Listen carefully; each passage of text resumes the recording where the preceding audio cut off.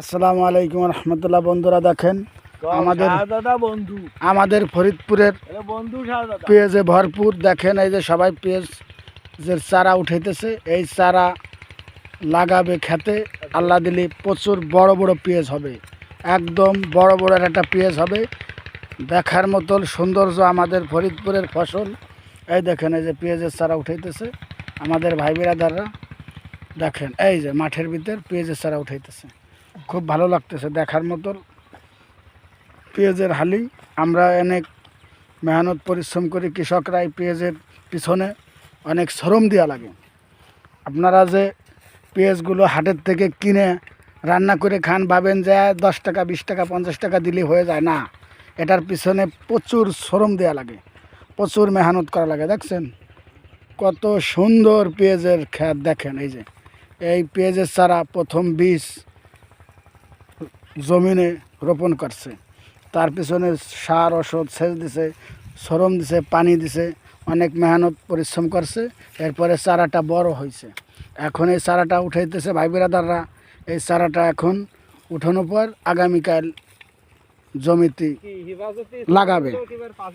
লাগাবে বুঝছেন। লাগানোর পর এখান থেকে আল্লাহর রহমতে খুব সুন্দর সুন্দর উন্নত মানের পেঁয়াজ হবে। এ দেখেন এই যে পেঁয়াজের চারা, এটা লাগাইলে আল্লাহ দিলি পাড়ায় এক এক মুঠে এক এক মন পেঁয়াজ হবে। ওই পেঁয়াজ আমরা হাটে নিয়ে বিক্রি করব, আপনাদের মাঝে উপহার দেব। দেখেন কত সুন্দর পেঁয়াজের চারার ক্ষেত, খুব ভালো লাগে।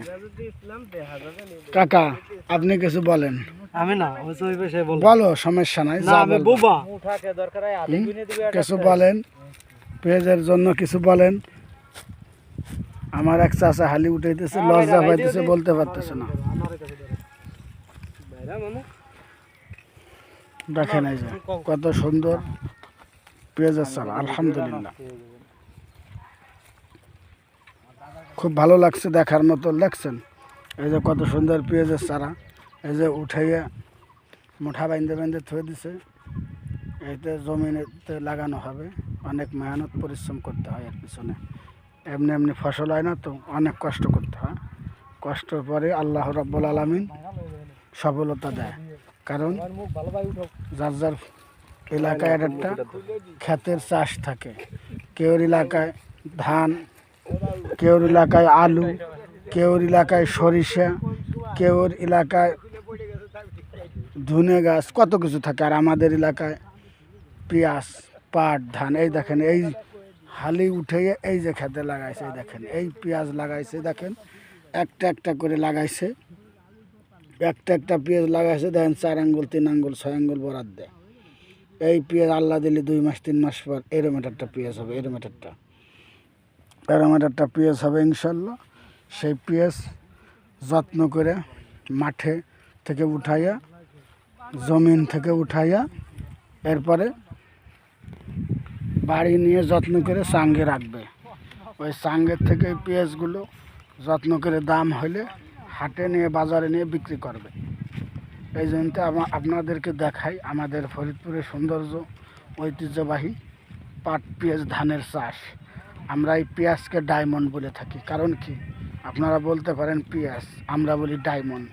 কারণ একটা পেঁয়াজ এরম একটা হয়, 2টা পেঁয়াজ এরম একটা হয়। এই একটা পেঁয়াজে অনেক অনেক টাকা বিক্রি করি আমরা। 1 মুঠা ধরেন, আমার এই হাতের 1 মুঠা পেঁয়াজ, ওইটা জমিনে ধরেন কত 8% লাগাবো 1 মুঠা দিয়ে, কি তারও কম লাগাবো, ওই 8% 1.5 মন 2 মন পেঁয়াজ ফলবে। তাহলে 2 মন পেঁয়াজের দাম কত? বর্তমান 10,000 টাকা। তাহলে 2 মন পেঁয়াজের দাম যদি 10,000 টাকা হয়, তাহলে আমি যে ডায়মন্ড বলি, এমনি এমনি বলি, বলেন এমনি এমনি বলি? এমনি এমনি বলি না। আমাদের ফরিদপুরের ঐতিহ্য ডায়মন্ড পেঁয়াজে বিখ্যাত। এই জন্য তো আপনারা প্রোফাইলটাকে ফলো দিয়ে রাখবেন, পাশে থাকবেন।